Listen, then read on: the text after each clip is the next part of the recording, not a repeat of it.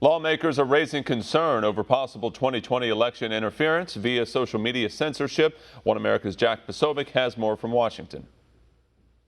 Well, as America moves into the 2020 election cycle, one issue that's on many voters' minds and many legislators' minds is that of election interference. But a new form of election interference has come up since 2016, that being social media censorship. Now, Representative Paul Gosar of Arizona has introduced a bill to combat this threat.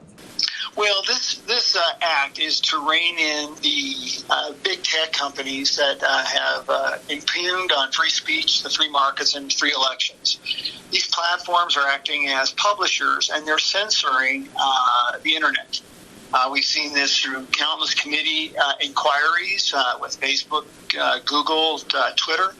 And in Section 1917 in the USMCA, we codify the immunity that these companies or big techs would get in the censorship aspect. And this is dangerous. We've seen in one of the committee hearings where Senator Cruz interviews Dr. Epstein how much sway they actually have. In 2016, in the presidential election, they were able to sway almost 2.5 million voters to Hillary Clinton. And there's not a paper trail with this, you don't know that it's actually happening.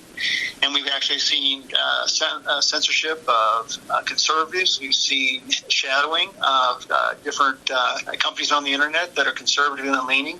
And so we have to rein them in. And this is a way in which the blanket immunity under the Section 230 of the Communications Decency Act is revoked if they're not using best management practices or trying to make sure that they're doing their job.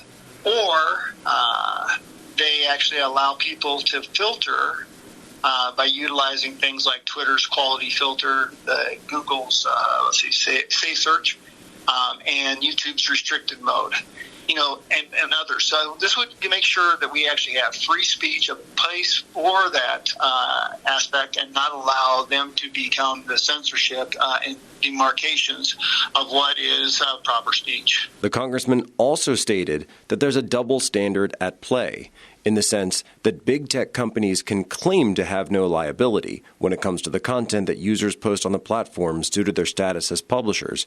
However, they can also remove, suppress, or prioritize content, and this makes them platform editors, not publishers. We'll continue to stay on this story as it develops. I'm Jack Posobiec, One American News. Want to see more videos like this? Click on the link below and subscribe to One American News on YouTube, and call your cable provider and kindly demand that One American News is added to your lineup. Call and subscribe today.